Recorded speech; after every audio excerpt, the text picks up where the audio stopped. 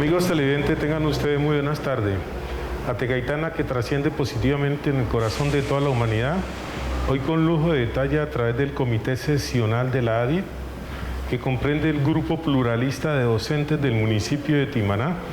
Tenemos con lujo de detalles al doctor Fernando Botero Santofimio, es egresado de la Universidad de Caldas, ha realizado un máster en VIH en la Universidad Rey Juan Carlos de España y actualmente trabaja en la UCI del Hospital Universitario Hernando Moncaliano, un gran líder de la salud del municipio de Neiva y que con mucha trascendencia y mucha cultura dijo: quiero participar en un programa para ayudarle a toda la comunidad de mi departamento y del mundo.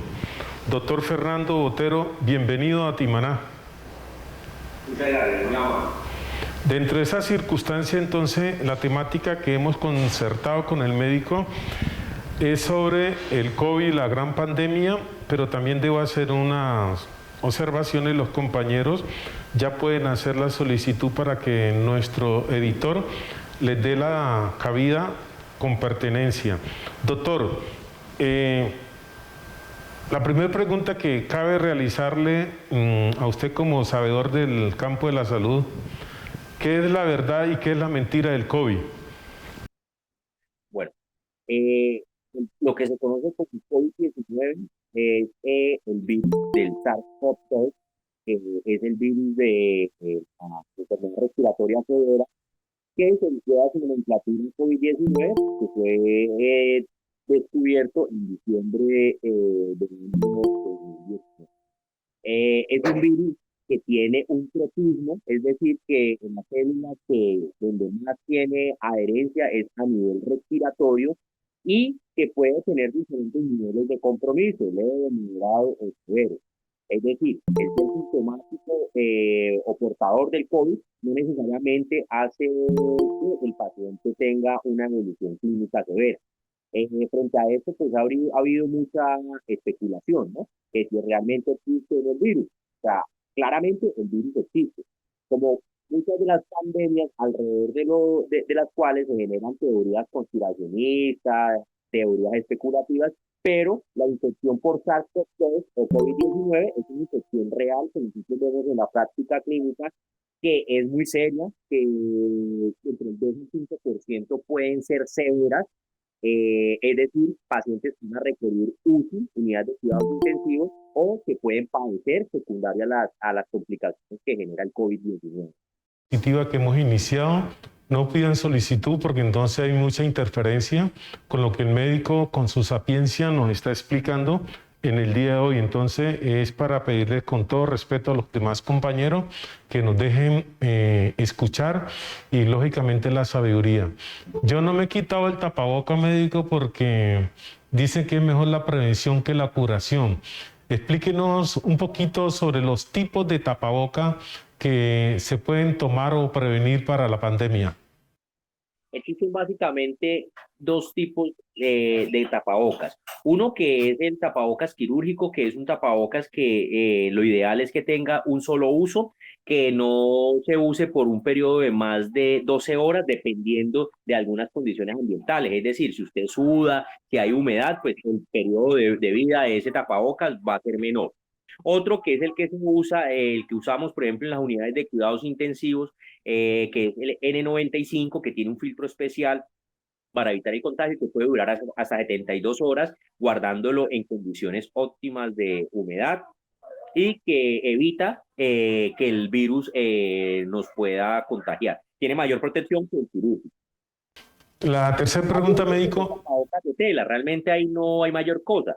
Lo único que se ha demostrado que contiene el coronavirus es el cerco epidemiológico. Dentro del cerco epidemiológico hablamos del distanciamiento, es decir, mantener una distancia prudente de 2 metros de otras personas y siempre con el uso adecuado de tapabocas, con un uso adecuado de lavado de manos en los 8 pasos que la OMS indica, evitar siempre si vamos a estornudar, a ponernos las manos, sino que estornudar sobre el pliegue cubital o sobre una superficie con la cual luego no nos vayamos a tocar.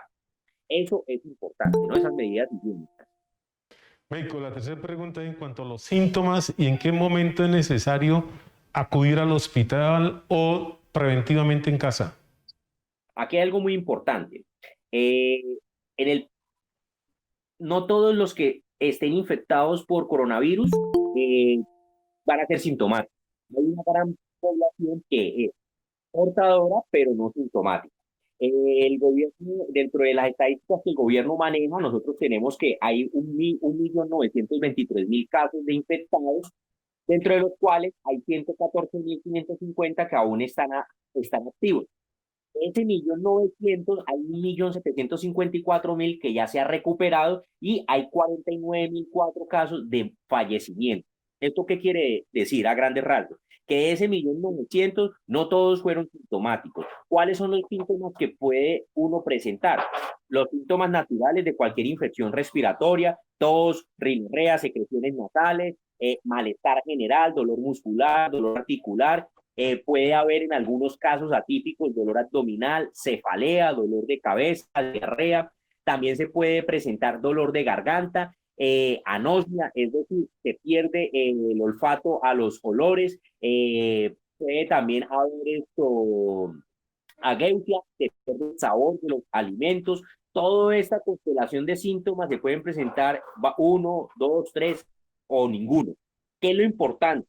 Que cuando uno sienta alguno de esto, desde un simple malestar general, es decir, un simple dolor muscular, adinamia, tenia, que como que uno está desganado, o fiebre, tiene que aislar. Esto es una manera protectora, porque si bien estamos hablando que hay 1.900.000 de casos registrados, es claro que hay un diagnóstico. ¿En qué sentido? Muchas de las personas que son o que han tenido un nexo epidemiológico, es decir, han tenido un contacto estrecho, y cuando hablo contacto estrecho, hablo de haber estado en una distancia de menos de 2 metros y por un periodo de más de 15 minutos con un caso positivo. Muchas de estas personas no acuden al médico. ¿Por qué? Primero, por tanta desinformación que hay, que se indica que ya me van a legalizar, ¿no? Estos términos que ya popularmente se usan, o es que allá me van a enfermar, o también personas que es entendible desde el punto de vista económico, personas que su familia, su núcleo familiar depende económicamente de ellos, están desde la informalidad económica y pues una incapacidad, un aislamiento por 10 días, que en el caso de los no graves, o 20 días en los casos graves, los podría perjudicar. Entonces mucha gente evita ir a los centros hospitalarios por eso, ya sea por temor a partir de todos los chismes que se han creado, o también porque no les conviene, porque no necesitan trabajar. La advertencia es que esto sí es un riesgo grande, ¿no? Médico, agradeciéndole la sapiencia y los conocimientos que usted tiene. Perdón, se cortó la Sí, comunicación. una persona que padece esta enfermedad, este COVID, ¿cuáles son las consecuencias que trae el COVID? Todo depende del grado de la enfermedad. Hay que aclarar algo, el COVID como tal no es el que hace el daño directo. El COVID, ¿qué son los virus? Los virus son partículas proteicas que, que requieren de la célula, cualquier sea el tipo de célula, para sobrevivir. En el caso del COVID, ingresan por medio de unos receptores que son los receptores de la enzima convertidora a la angiotensina, que están a nivel de los neumocitos en los pulmones, y allí empiezan a generar, que es lo que causa el real daño, las manifestaciones clínicas, allí generan un estímulo del sistema inmune, y lo que a nosotros nos hace daño como tal, las manifestaciones clínicas que presentamos, es la expresión de esa respuesta inmune. Entonces, ¿qué tanto queda esa respuesta inmune tan fuerte? Es lo que va a hacer que tanto nos compliquemos o seamos asintomáticos. Por eso de ahí que en todas las enfermedades de base que son proinflamatorias, como la obesidad, la diabetes, la hipertensión arterial, enfermedad renal, estos pacientes van a tener más complicaciones que un paciente que no tenga ninguna de estas comorbilidades. A partir de esa presión, ¿qué puede haber? ¿Qué consecuencias pueden quedar? Daño renal, pueden quedar un daño fibrótico pulmonar. El COVID tiene 3 fases en la expresión pulmonar. Una fase que es la efusiva, que va desde el día primero de la infección hasta el 7, una fase proliferativa que va desde el día 7 al 21 y una fase fibrótica que va después del día 21. A estas fases se pueden combinar, no es que estrictamente sea una detrás de la otra. Esta fase fibrótica puede dejar lesiones de por vida en el paciente, que vaya a requerir oxígeno, que vaya a quedar con hipertensión pulmonar y todo lo que eso implica. Además, también, al ser un evento proinflamatorio, en el transcurso de la enfermedad del COVID se pueden dar episodios de trombosis a nivel coronario, en el corazón, a nivel cerebral, en las extremidades. Entonces, todas estas lesiones pueden darse a nivel renal, que va a generar una injuria renal que puede ser aguda y que puede quedar crónica, puede dar un infarto, o sea, las manifestaciones pueden ser sistémicas. Bien, yo conocí un colega suyo en Pitalito que le dio el COVID y tuvo repercusiones en las extremidades superiores. ¿Aló? Ahí estamos, ahí estamos mejor. Conocí un colega suyo en la ciudad de Pitalito que le dio el COVID y tuvo repercusiones en las extremidades superiores e inferiores. Muy duro el virus, ¿no? Sí, señor. Eso es lo cierto. La idea es que evitemos llegar a él, ¿no es cierto? ¿Y cómo lo podemos cuidándonos? Claro. Médico, una pregunta pertinente del común de la gente. Usted dirá, ¿verdad o mentira? Por cada paciente COVID, la entidad de prestadora del servicio de salud o el hospital gana algún dinero por el Estado? En lo absoluto. Eso hace parte de las infamias que se van generando para construir confusión y para desviar la atención de situaciones que yo creo que sí son problemáticas hoy en día. Por ejemplo, como lo que está pasando, nos cogió el COVID, la pandemia, y lo que pone de relieve es que hay una crisis del sistema sanitario en el país. Acá lo que estamos viendo, el desborde que hay, la ausencia en este momento de camas de UCI, el problema de saturación de los servicios de urgencias, la alta concentración de niveles de estrés en los trabajadores de la salud, son el resultado de un sistema de salud que está mandado a reevaluar desde hace muchos tiempos. Acá se nos está muriendo gente, estamos viendo el problema que hay ahora con lo de la vacuna, porque todo lo que genera el sistema de salud poco beneficia a los trabajadores. Se queda en intermediarios, como son en el caso de las EPS, o también pone relieve en algunas instituciones el grado elevado de corrupción, ¿no es cierto? A lo que esta clase política nos tiene sometidos. Pero Esa claridad, muy bien. es totalmente falso, eso es una falsedad. Todo lo contrario, hay que resaltar que más de 300 trabajadores de la salud han muerto secundario al COVID. O sea, cuando ¿qué beneficio puede tener usted de algo que lo está poniendo en riesgo no solo la vida de nosotros como trabajadores de salud, sino de toda nuestra familia, ¿no es cierto? Y de todos nuestros círculos cercanos. Queremos hacer una corrección a todo el equipo de profesores. Esta entrevista es para tener el enlace solamente con el médico, por lo tanto no hagan tantas solicitudes de conexión. Ustedes lo pueden ver por AT Gaitana, simplemente por Face, AT Gaitana, y ustedes se conectan directamente por el en su expresión y en sus conocimientos. Entonces, para que ustedes se conecten con AT Gaitana por Face y ahí lo pueden mirar para que no haya tanta interrupción. Médico, muy bien. El aporte de la ciencia a través del método científico utilizado por el ser humano, ese gran talento del ser humano, ya se pudo descubrir la vacuna a través de diferentes laboratorios. Háblenos un poquito de eso. Bueno, en este momento, el desarrollo es una vacuna. Las vacunas son partículas virales que pueden generar una respuesta inmunitaria en el hospedero, es decir, en este caso en el paciente, con una memoria a corto, mediano o largo plazo. En el tema de las vacunas se ha avanzado desde los estudios de Luis Pasteur, de Alexander Fleming, ¿cierto? Hemos avanzado mucho y eso, alrededor de eso también hay mucha especulación, que es que nos van a introducir chip, que es que nos va a hacer daño. Hay que aclarar algo, las vacunas como cualquier, como un medicamento, pueden generar reacciones adversas, ¿cierto? Anafilaxia, la muerte en algunos casos, pero ese riesgo es mínimo frente al beneficio. Veamos, por ejemplo, como fue la vacuna contra la varicela, ¿no? O sea, contra la viruela, perdón. O sea, hoy en el mundo podemos decir que estamos libres de viruela gracias a una vacuna que desarrollaron en ese entonces los científicos de la Unión Soviética. esa vacuna se pudo universalizar, ¿no es cierto?, en el pensado de que las vacunas deberían ser un patrimonio de la humanidad, se pudo universalizar gracias a que la Unión Soviética la regaló alrededor de todo el mundo. O sea, fue una vacuna que se puso sin ningún costo.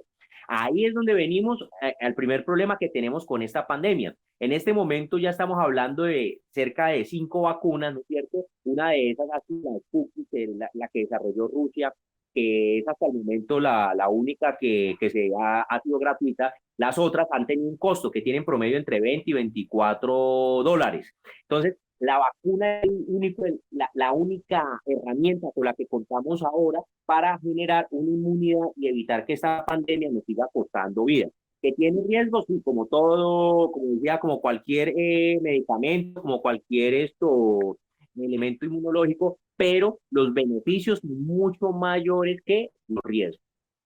¿Qué recomendaciones da usted profesionalmente y desde el punto de vista de la bioética? ¿Cuáles serían las personas cuando llegue la vacuna aquí en Colombia, principalmente para que la utilicen?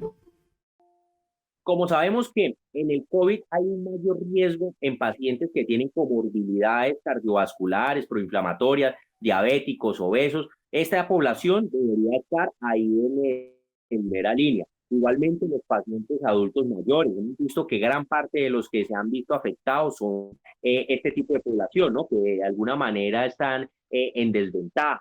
Y también la población infantil. Ideal, uno en esto no debería, digamos, decir a quién sí, a quién no. Lo ideal es que todo el mundo, ¿cierto?, tiene el derecho a que se le garantizara. El problema es que vemos que en este momento en América Latina, el único país que está quedado en no garantizar la vacuna ha sido Colombia. Hace más de 3 semanas la están colocando en Venezuela, en Argentina, en México, pero acá en Colombia, inclusive al día de hoy, no hay claridad si el gobierno va a garantizar esas vacunas. Todos los días lo que hemos visto es mentiras de parte del ministro de Salud, ¿no es cierto? Algo muy grave, muy grave. Médico, vamos a corregir un sonido acá interno en el canal local y ya volvemos. Miremos los siguientes mensajes, por favor.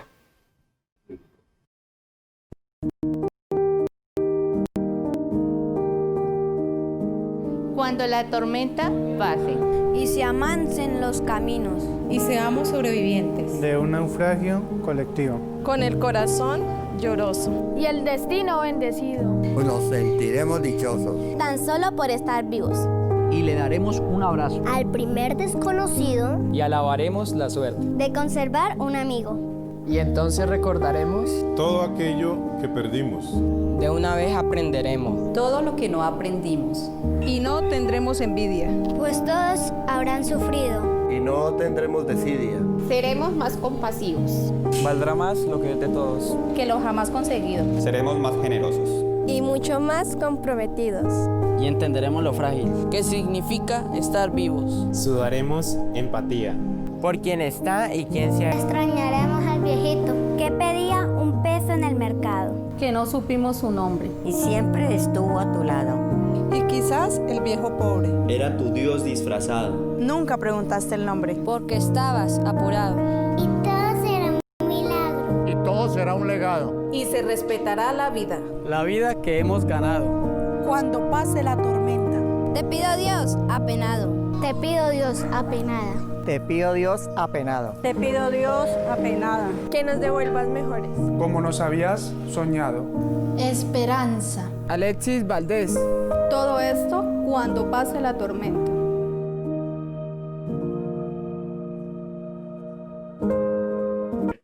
Muy bien, ofrecemos la disculpa aquí internamente en el canal local y agradecemos a todas las personas que a nivel local, regional e internacional nos están escuchando a través de la sapiencia del doctor Fernando Botero Santofimio, conocedor como gran médico del departamento del Huila y que nos está ilustrando sobre los sistemas preventivos y lógicamente lo que comprende el famoso COVID-19. Médico, usted me va a corregir si de pronto yo me equivoco. Se llamó COVID-19 porque es el virus más fuerte que ha existido, porque han pasado 18 más. No, el COVID-19 es, COVID viene el coronavirus, ¿no? Coronavirus por la forma molecular que a nivel de microscopía electrónica se ve que el virus tiene una forma de corona. PI-19 viene porque fue en diciembre del año 2019 que se descubre ese virus, aunque se cree que el virus ya venía haciendo presencia meses antes, ¿no? Médico, ahora vamos a hablar un poquito sobre este virus y en el proceso de la educación. Entonces, actualmente estamos en virtualidad, pero el gobierno está pidiendo la alternancia. ¿Qué concepto le merece a usted? Hay dos cosas que se deben tener en cuenta frente a esto. Primero, es pensar siempre en la seguridad de los jóvenes, ¿no es cierto?, de los estudiantes, pero también de las familias de ellos, ¿no? Porque si bien ellos en un espacio de aglomeración se pueden contagiar, pueden que sean o no sean sintomáticos, pero sí podrán infectar a sus padres o a sus abuelos o las personas con las que convivan. Entonces, primero, antes de cualquier cosa, la seguridad tanto de los estudiantes como del círculo familiar de ellos con los que conviven. El segundo elemento es ver si realmente existen las condiciones para garantizar eso, ¿cierto? Cuando hablamos de esas condiciones, tenemos que tener muy claro frente al tema de la planta física, los útiles de bioseguridad, tener alcohol glicerinado, las baterías sanitarias adecuadas, garantizar el distanciamiento adecuado para que los estudiantes no vayan a generar como focos de contagio. Y a partir de eso, ¿cierto? Ya evaluar según el diagnóstico, porque algo que el gobierno nacional no puede hacer es generalizar, ¿no es cierto? No es lo mismo la condición de un colegio en Florida Blanca a un colegio en el corregimiento del Caguán de Neiva, ¿no es cierto? Entonces, hay que analizar esas particularidades dentro de los colegios acá en nuestra región. Precisamente el docente Eric de allá de Timaná que nos contactó, él nos exponía el caso frente a lo que ellos están padeciendo. Entonces, yo le comentaba cómo se tiene que hacer un diagnóstico de la situación, las plantas físicas de los diferentes colegios del departamento, de las condiciones en las que están tanto los profesores como los estudiantes, y según eso sí se puede tomar una decisión frente a si es conveniente o no que los estudiantes asistan al colegio, ¿no es cierto?, para no ir a poner las vidas en riesgo. ¿Cómo están haciendo ustedes en la universidad con ese talento de los grandes estudiantes?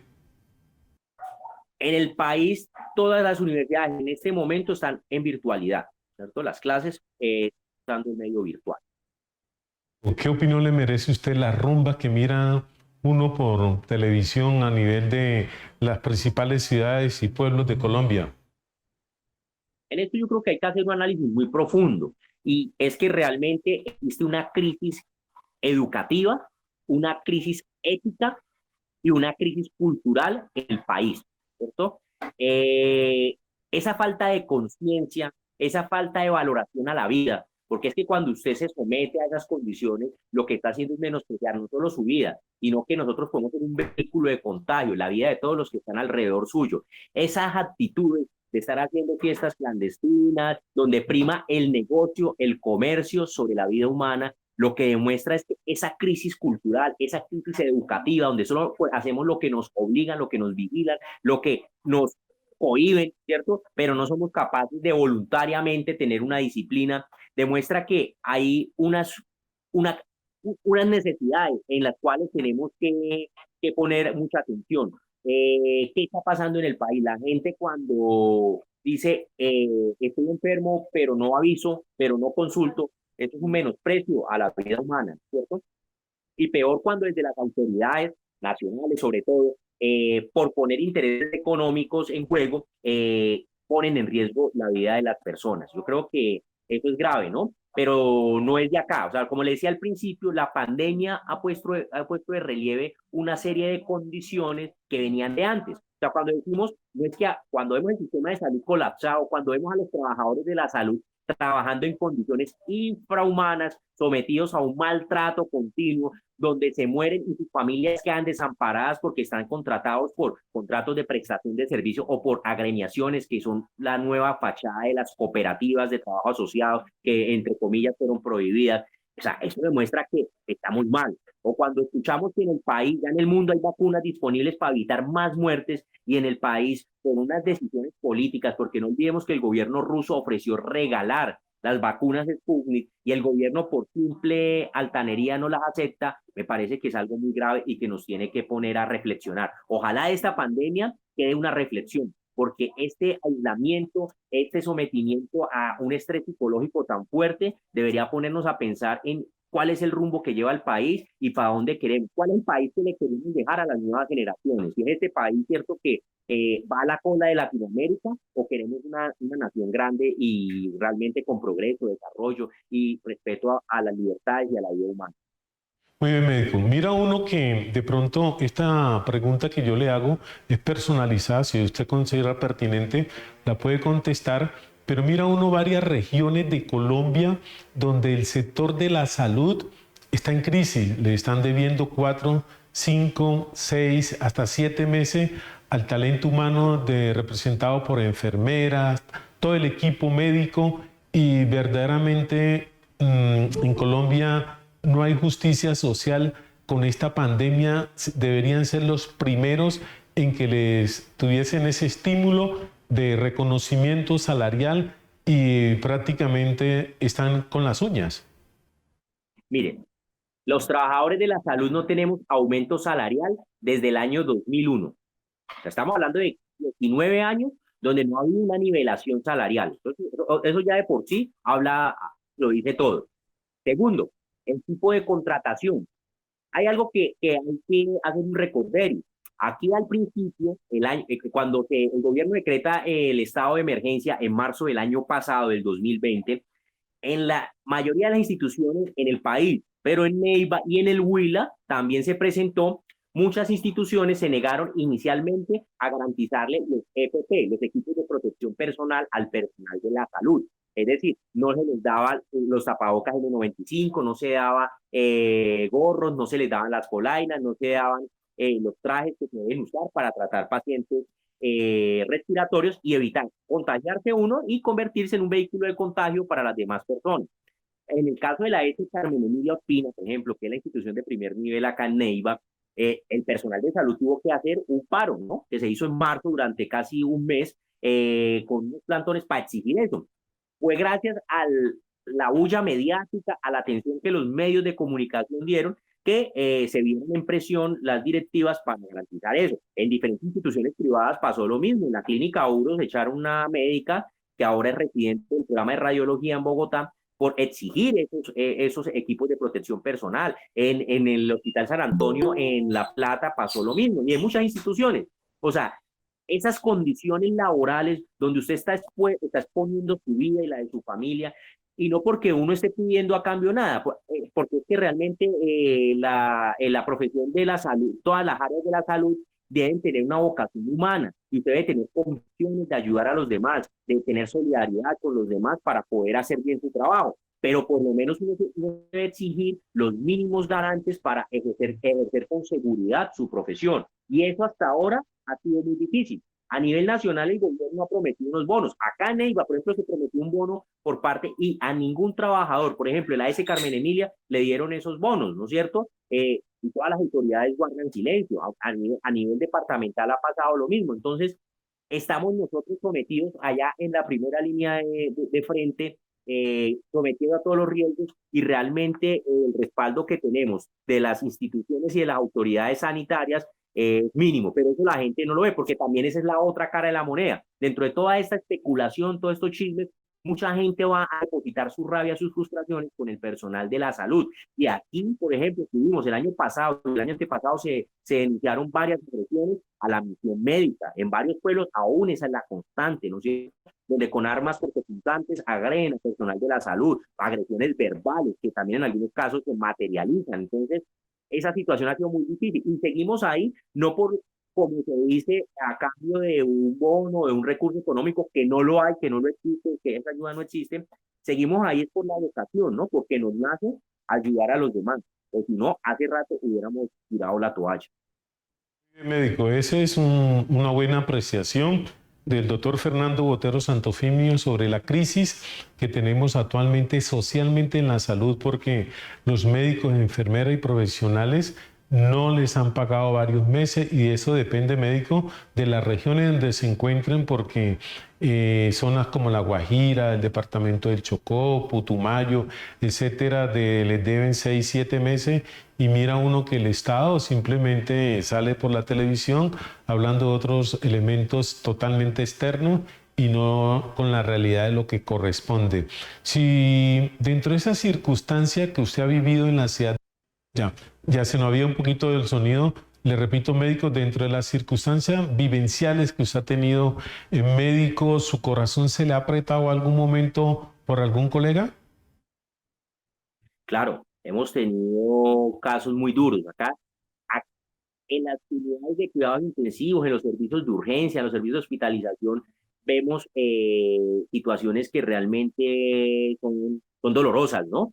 Que lo ponen a uno inclusive a repensar las cosas, porque aquí vemos como la vida se fue en un soplo, ¿no? En un segundo pasa la vida por delante. Cuando hay compañeros, por ejemplo, que llegan a la unidad de cuidado intensivo ya no como profesionales, sino como pacientes, enfermeras, terapeutas, odontólogos, es muy difícil. Eso es lo que mucha gente no se da cuenta. Yo creo que, y esto, ojalá eso quedara de los televidentes, es que esa situación de pandemia nos genera una reflexión, ¿no? Una reflexión realmente a nuestro papel como ciudadanos y a cuál es el tipo de sociedad que le estamos apostando, cuál es la sociedad que queremos construir. Porque cuando vemos esto, nosotros que estamos el día a día viendo estas situaciones, vemos que las cosas no están bien, que este no es el país de las maravillas que nos pintan desde algunos medios el presidente Duque y sus asesores, que la situación en la calle es otra. Pero si nosotros no generamos reflexión, si nosotros no creamos conciencia frente a eso, nadie lo va a hacer. Y aquí sí es necesario que todos los sectores de la sociedad aunemos esfuerzos en la construcción de vías alternativas, porque realmente esto es inviable. Y si después de esta pandemia viene otra pandemia, ¿qué va a pasar? ¿Quién va a atender? Y si esta pandemia se nos sale de las manos, mire este segundo pico, ¿cómo está? Estamos viendo cifras de mortalidad elevadísimas, estamos viendo colapsado en este momento los servicios de las unidades, las camas de UCI están ocupadas en un 93%, eso es grave, es grave. Los servicios de urgencia están colapsados, tienen ocupación de hasta un 200%, para lo cual están diseñados. O sea, eso es grave. Y si nosotros nos vamos, estamos hablando solo de la pandemia de coronavirus, o sea, pero no dejan de existir los pacientes con comorbilidades crónicas, es decir, los hipertensos no es que desaparezcan, los diabéticos no es que desaparezcan, los pacientes con VIH no desaparecen, la atención en PIP, en promoción de la salud y prevención de la enfermedad en la población pediátrica no se puede abandonar, porque si no se nos va a disparar la desnutrición.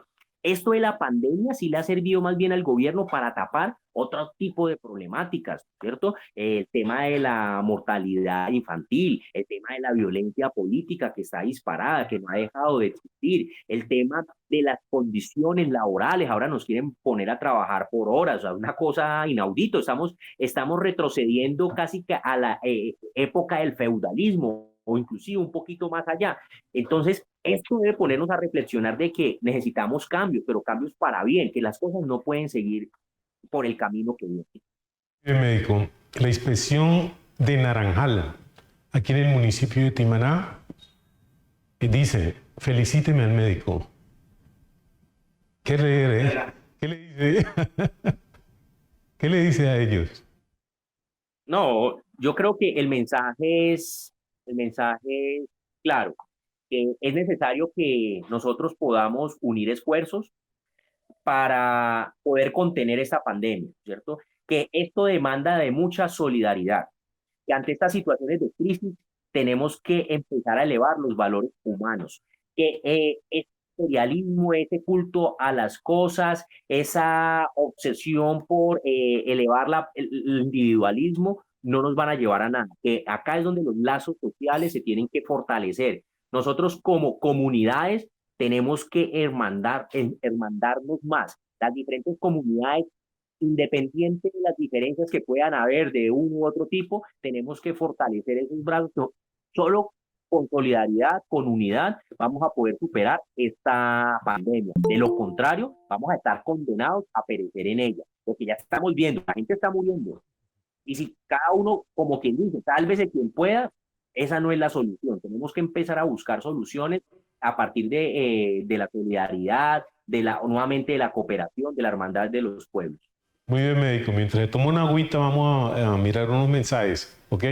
Por amor a Dios y al prójimo, quédate en casa. Estar en casa es vida. Timana, yo te quiero. Por favor, quédate en casa. Yo amo a mi hogar estando en casa. Toda la familia debe estar en casa. La mejor prevención es estar en casa. La educación se vive estando en casa. Queremos vivir estando en casa. La seguridad está en tu casa. Comunícate estando en casa. Todos en casa. Nos amamos estando en casa. Como madre te pido, quédate en casa. Quédate en casa. Quédate en casa. Quédate en la casa.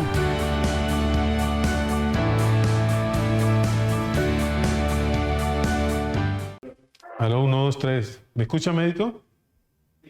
Sí, yo lo estoy escuchando. Muy bien. Reiniciamos nuevamente nuestro programa positivo y agradecemos a la comunidad que se ha comunicado con todos nosotros en todo el departamento del Huila a través de los conocimientos del doctor Fernando Botero Santofimio, gran médico del Hospital Universitario Hernando Boncaleano de la ciudad de Neiva y lógicamente gran catedrático de una de las grandes universidades que tenemos en el departamento del Huila. Entonces, médico, mira uno dentro de toda esta circunstancia, ¿qué deja el descubrimiento de esta pandemia? Hay, digamos, varios niveles en los cuales se puede valorar eso. Uno, nosotros como sociedad, ¿no es cierto? Como sociedad que estamos construidas sobre unos cimientos y unos principios individualistas. Y otro, que a nivel político, porque en últimas el tema de la salud, el tema de la seguridad social tiene una base política en que la clase política de este país es incapaz de responder a los retos que se van generando y que se basa en una corrupción que tiene unas dimensiones que hasta ahora no las habíamos ni siquiera sospechado, ¿no? Entonces, esas dos cosas son graves, ¿no?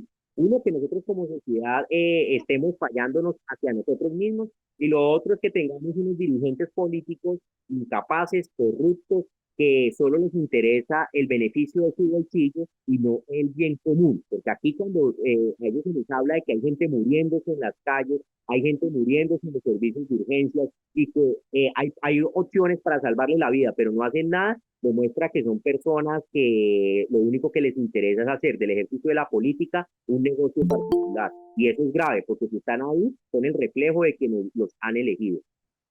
Médico, ¿cómo hacemos para que se tome mayor conciencia social a nivel de la familia para el manejo de las estructuras políticas, económicas de nuestro país? Yo creo que es muy importante ese ejercicio que estamos haciendo en este momento, ¿no? Que es informar.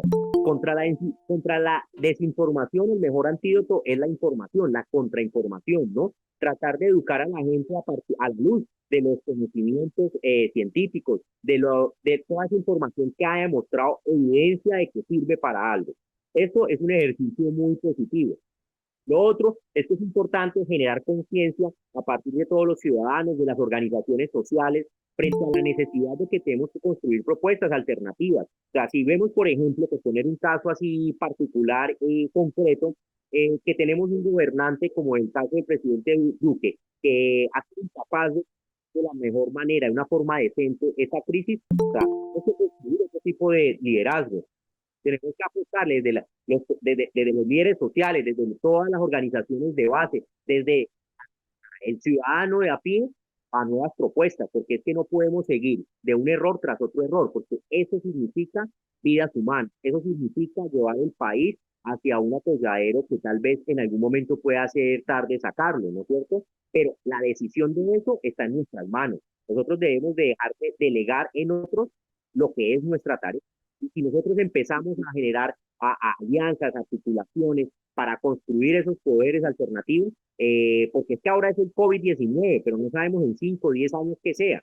Y si seguimos con los mismos dirigentes, pues esto cada vez, la corrupción cada vez más rampante, la criminalidad cada vez más rampante, y nosotros, los de Ruana, pagando los platos rotos. Muy bien, por unas cuestiones técnicas le vamos a pedir a todas las compañeras y compañeros las preguntas que tengan para el doctor. Por favor, retransmitírmela aquí al celular al 311-263-4546. 311-263-4546. Y hay una pregunta pertinente, médico, creo que usted le explicó ahora rato. ¿Cómo se encuentran las UCI actualmente en la ciudad de Neiva? Tenemos una ocupación de el 93% de las camas. Es decir, ¿Cuánto? solo hay posibilidad de hospital universitario que en este momento ha construido todo un tercer piso con 4 unidades de cuidados intensivos más de las que había previamente. El lleno es total. Muy bien. Dentro de esa misma circunstancia, alguien pregunta que si el Estado puede colaborar o financiar a algunas personas que de escasos recursos, como está sucediendo en la ciudad de Bogotá, con el trapo rojo, pero tengo entendido que le han dado como 250.000 pesos a cada familia, pero el cubrimiento todavía es de hambre. ¿Cómo solucionamos el problema del hambre?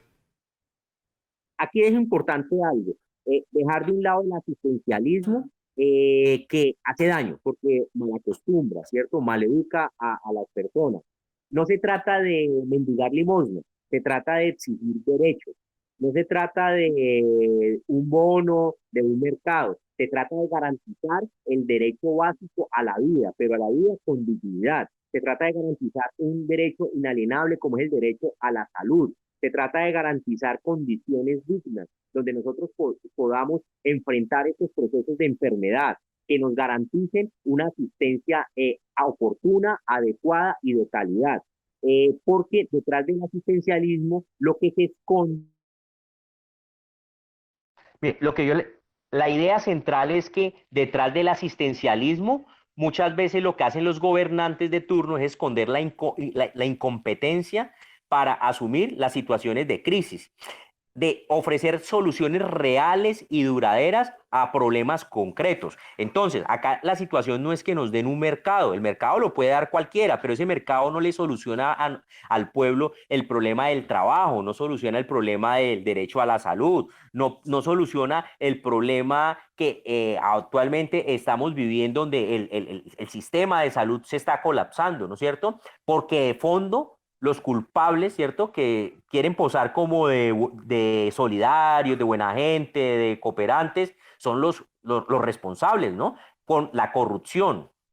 Hay que tener en cuenta algo, mire, bajo el concepto de emergencia por el COVID, desde marzo del año pasado a la fecha se han invertido más de 100 billones de pesos.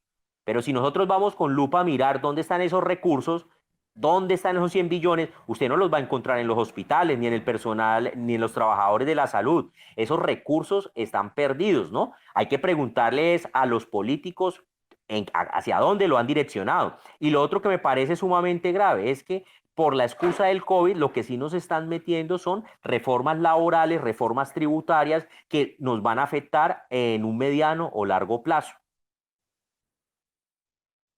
Que si a una persona que le ha dado COVID le puede volver a repetir. Sí, señor, sí, le puede volver a dar. Porque y hay que tener en cuenta que hay varias cepas, ¿no? Porque eso es como en el dengue. En el dengue hay 4 serotipos, ¿no? Si usted le dio dengue del grupo 1, le puede dar el dengue del grupo 2, o el dengue del grupo 3, o el dengue del grupo 4, ¿no es cierto? En este caso puede haber otras cepas que lo infecten. Entonces la reinfección sí existe. Muy bien. Hay una pregunta que dice, ¿la salud mental y emocional está siendo afectada por este fenómeno mundial? ¿Cómo contrarrestar esta situación? Uno tiene que valorar los pacientes, las personas, desde el punto de vista biopsicosocial. La Organización Mundial de la Salud en el 69 define qué es la salud y dice que la salud no solo es la ausencia de enfermedad, sino que es un estado de bienestar biopsicosocial, es decir, Cuando hablamos de la salud de la gente, estamos hablando de que deben estar desde el punto de vista económico bien, desde el punto de vista emocional bien. No solo se trata de que no tenga una patología, sino que debe estar desde el punto de vista mental bien.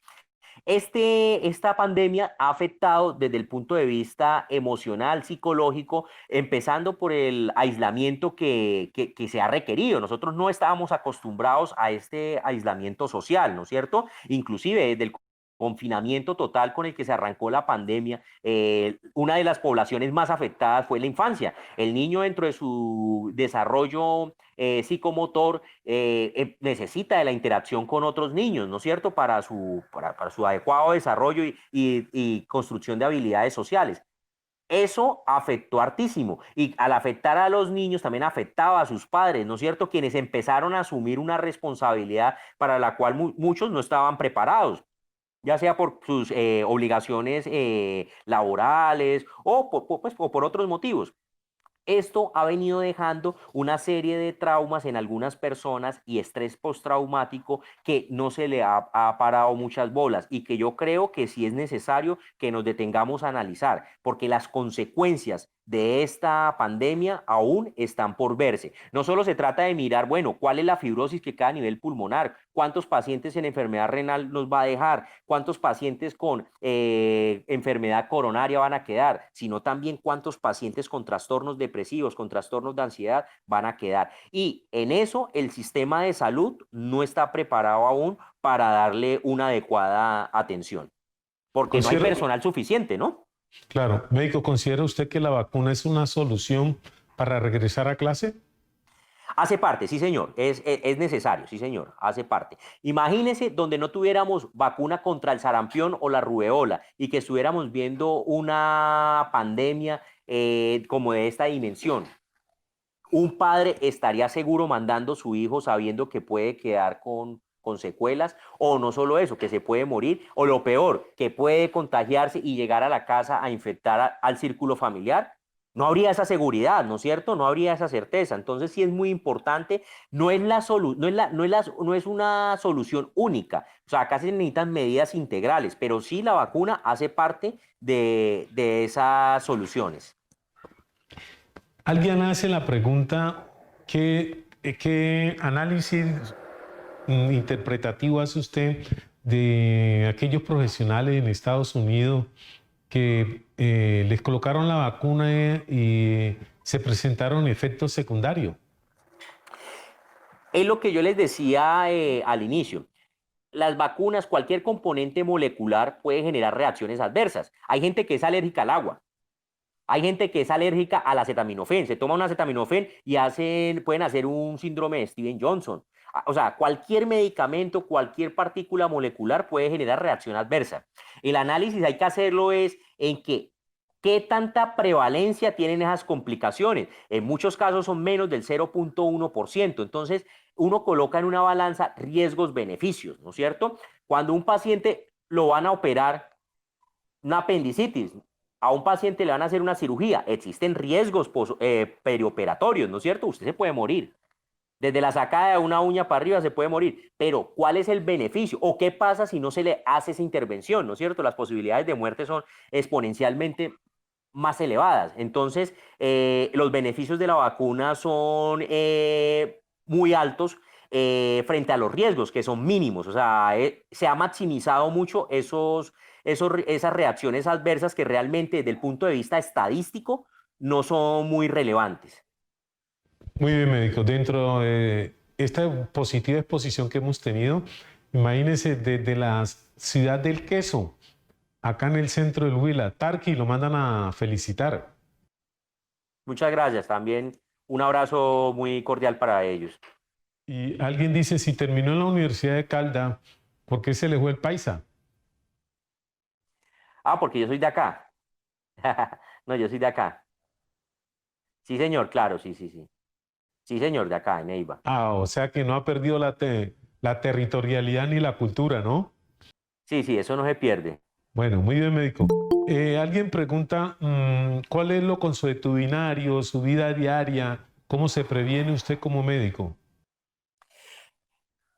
dos cosas ahí importantes. Los EPP, los equipos de protección personal, ahora porque estoy en mi hogar no los uso, pero siempre desde que paso la puerta estoy usando tapabocas. Yo sí uso siempre el N95 y careta. Me gusta usar aparte del tapabocas una careta, porque eso es lo que hay que tener en cuenta. El coronavirus uno lo puede adquirir por gotas que entran por la vía respiratoria o por mucosa, es decir, en los ojos. Si a usted alguien le estornuda que es positivo para coronavirus y esas microgotas llevan virus y le caen a usted en los ojos, se infecta, ¿no es cierto? Entonces yo siempre uso una careta y un tapabocas N95. El lavado de manos, siempre que cojo una superficie, me lavo las manos con alcohol al 70% o alcohol glicerinado, ¿no es cierto? Pues ya en el hospital allá siempre usamos nosotros todos los elementos de bioprotección como las escafandras, polainas, los guantes. Allá se usa todo tal como la OMS lo ha reglamentado.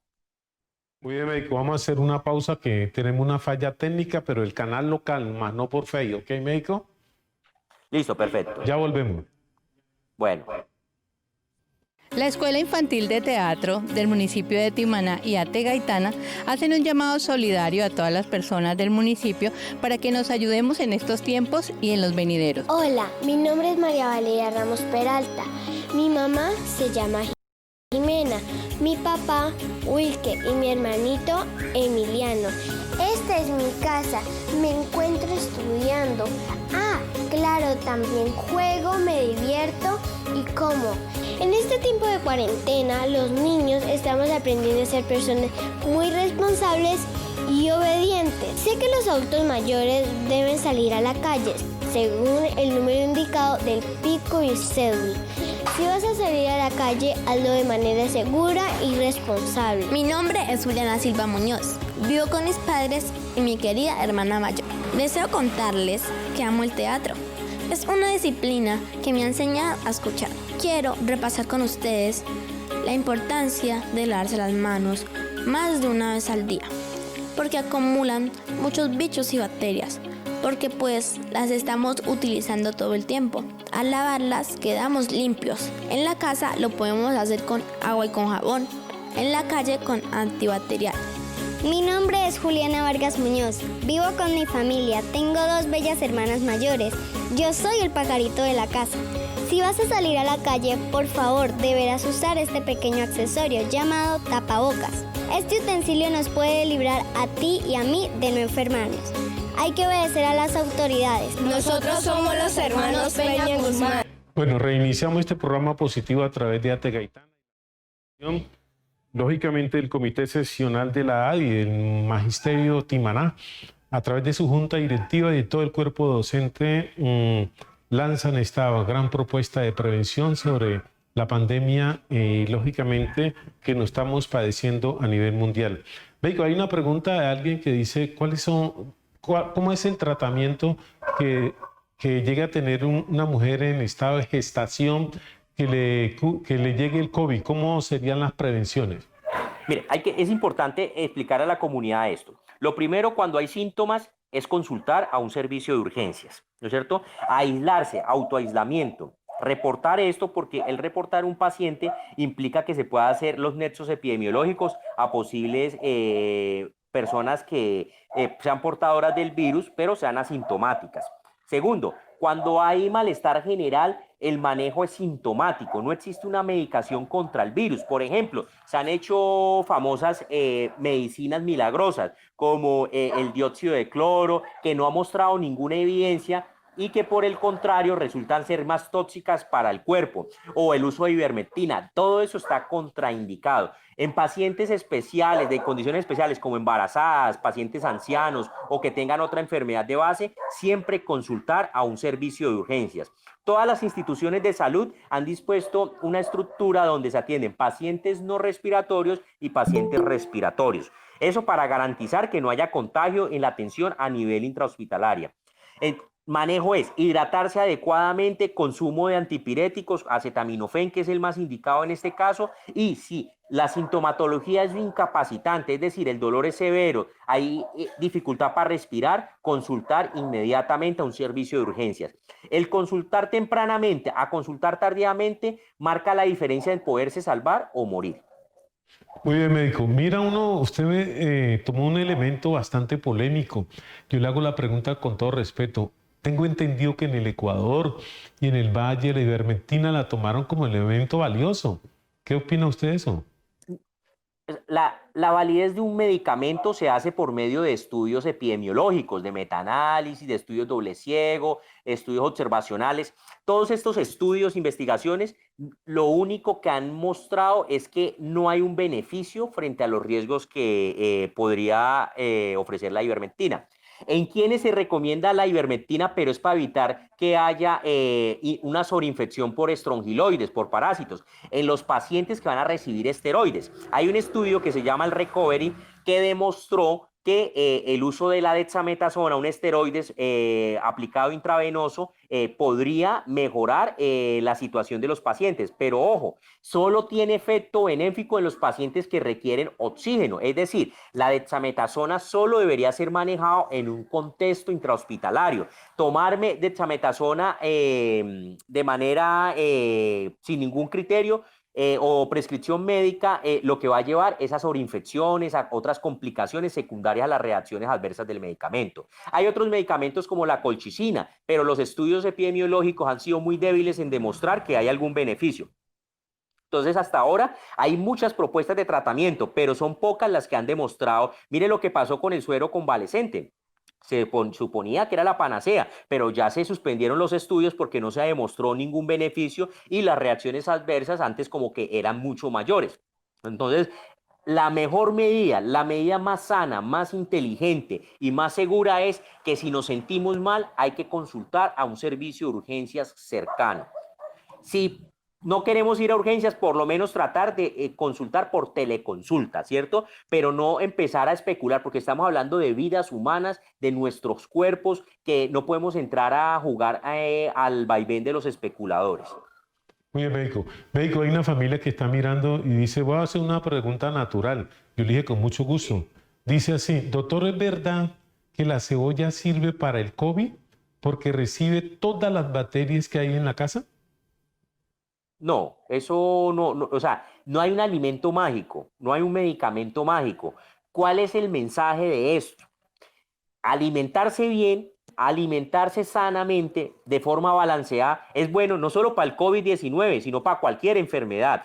¿Y dónde están las vitaminas? ¿Dónde están los oligoelementos? Pues en todas las verduras, en todos estos alimentos que a veces hemos ido abandonando. Entonces, no se trata de comer determinado alimento para atacar el COVID. No, el mensaje es que tenemos que comer bien, balanceado, productos ojalá orgánicos, ¿cierto? Libre de tanto químico, que eso fortalece el sistema inmune, sin lugar a dudas. Como también fortalece el sistema inmune estar uno mentalmente sano, estar uno sin preocupaciones, ¿no? Que eso es lo que a veces no entiende, por ejemplo, el gobierno. El gobierno pretende que la gente no se enferme, pero cuando usted tiene 5.000 preocupaciones porque tiene un montón de deudas, 10 hijos por mantener, un montón de situaciones, no tiene trabajo fijo, pues ahí usted todas las enfermedades le van a dar y le van a dar de forma severa. Entonces, no hay un medicamento o un alimento milagroso, porque es que ya hay mucho charlatán por ahí engañando a la gente. Lo que sí tiene validez es que uno debe alimentarse sanamente, hacer ejercicio aeróbico lo más que pueda en la semana, mínimo 3 días a la semana, mínimo 30 minutos al día. Eso sí ha demostrado que sirve, no solo por el COVID, sino para evitar otro tipo de enfermedades, ¿no? Médico, hay una pregunta a una familia que si usted considera pertinente dar el análisis en el sentido de que los alimentos que estén por encima del pH del virus ¿ayudan a prevenir el COVID? Para nada, no. Lo mismo, no, eso no existe. O sea, el tema del el equilibrio ácido-base, es decir, frente a la acidez o la alcalinidad, no tiene no hay ninguna relación. Ahí no hay ninguna relación.